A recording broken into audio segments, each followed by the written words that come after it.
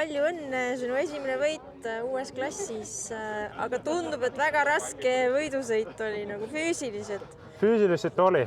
Siis kui ma nägin 8 ringi jäi sõita veel, mõtlen, no okei, võimu on veel, sõidame.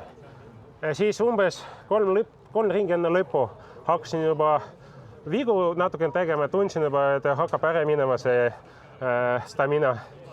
Aga võtsin ennast kokku, et 2 viimast ringi tegin ikkagi korralikult ja kõige rohkem seal olin ettevaatlik esimesel kurvil, kus olid väga palju killustikku maas, pärast kukkumist seal üks kukkus kuskil alguses. Aga muidu oli põnev ja väga õnnestunud start.